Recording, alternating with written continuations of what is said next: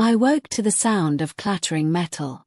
For a moment, I thought it was part of the dream I'd just been yanked from, a mess of stars, fire, and spinning ships. But the sound was real, echoing off the walls of my cramped maintenance bay.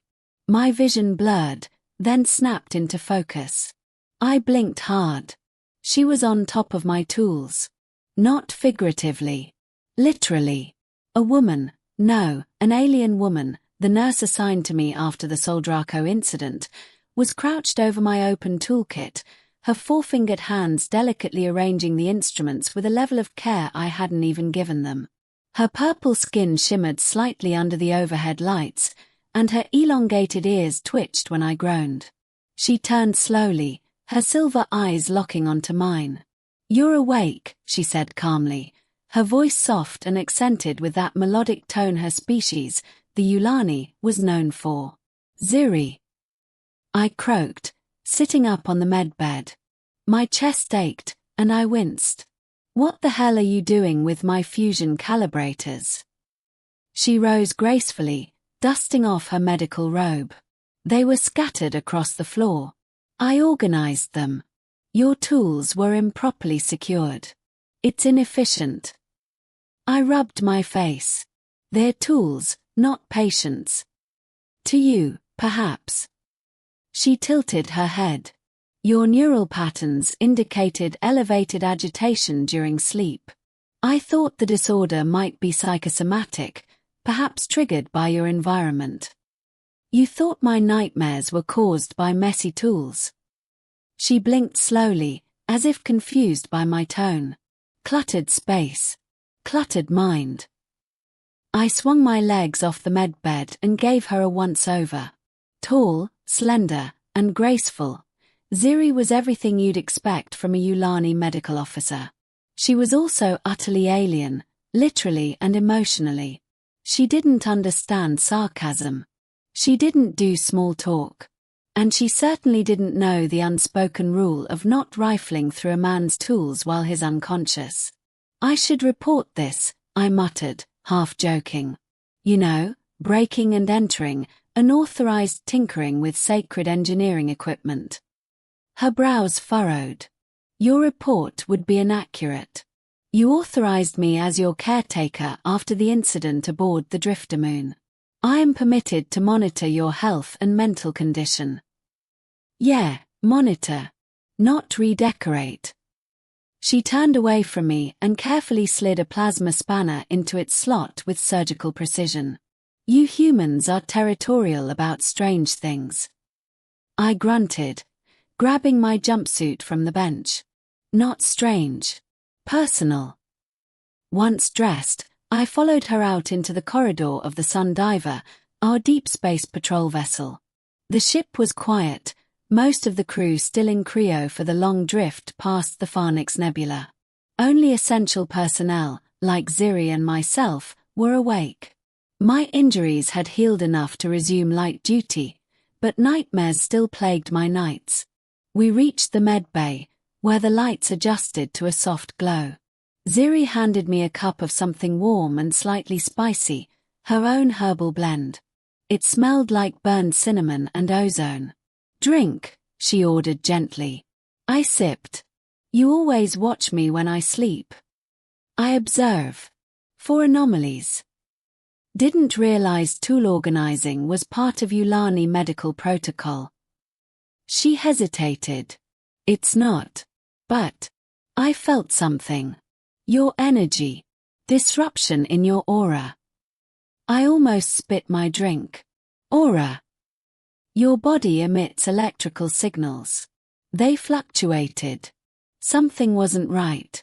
And in my species, we believe the space around a being reflects their inner balance." I leaned back against the medbed, watching her as she busied herself with medical scans.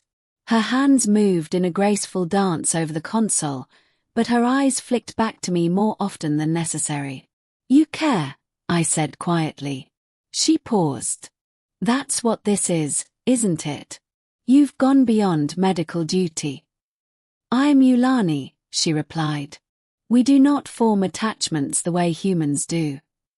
"That's not a no," Ziri walked slowly toward me, her posture still formal, but there was a new softness in her voice. You were dying when I found you. Half your body was crushed under a coolant generator. Everyone else fled. I stayed. I remember the pain. I remember your hands, pressing something cold to my chest. I broke protocol, she admitted. No one else would have risked the transfer. But I did. Why? Her gaze didn't waver. Because I felt resonance. A vibration in my core I have never experienced before. I believe your people call it a gut feeling. Something inside me twisted. This wasn't just a medical confession. It was something deeper, maybe even spiritual, for her. You saved me, I said, softer this time. And I guess I owe you a thank you, even if it involves you crawling around on top of my tools while I sleep. Ziri's lips curved ever so slightly. It wasn't a smile by human standards, but it was close. You humans are amusing. Fragile, but stubborn. Loud, but full of strange beauty. We sat in silence for a moment. Then the proximity alarm rang. Debris field detected. The automated voice droned. Unregistered object approaching. Impact in 5 minutes. I cursed and dashed to the control panel. Ziri followed closely, already scanning. It's not debris, she said. It's a ship. Drifting. Can't be. We're light years from any traffic lanes. I pulled up the scans. She was right. A small vessel, damaged but intact, was on a slow intercept course. No life signs, no beacons. Old, patched together, maybe a smuggler's rig or a forgotten probe. Do we board it? I asked. Ziri tilted her head. Protocol says no. But your aura. Oh no. You are not reading my aura again. She didn't smile, but her eyes twinkled. Suit up. I'll cover you. The docking sequence was rough. The ship groaned as it latched onto the derelict vessel. I stepped through the airlock first, weapon drawn, flashlight sweeping across the corridor. Dark. Cold. Silent. We moved together, Ziri scanning while I checked corners.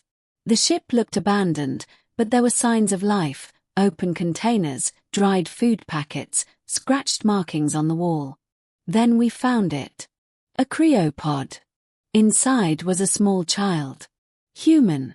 Alive. I stared in disbelief. How? Ziri checked the readings. Vitals are stable. Cryo kept her alive, but not for long. Powers failing. I activated comms. Commander, we have a survivor. Initiating evac. Back aboard the Sundiver, the child was stabilized. Ziri never left her side. Hours passed. I watched from the doorway as she gently stroked the girl's hair and whispered something in Yulani. Later that night, I sat alone in the maintenance bay, staring at my organized tools. Everything was in perfect order, and somehow, I felt calmer, balanced. Ziri entered silently and sat beside me. You did well. We both did. She turned to me. I think I understand humans better now. Oh. She leaned in, her forehead brushing mine. You feel too much. But maybe that's your greatest strength. I closed my eyes, the warmth of her skin against mine. Ziri. Yes. Next time you want to organize something, wake me first. Her chuckle was barely audible. No promises.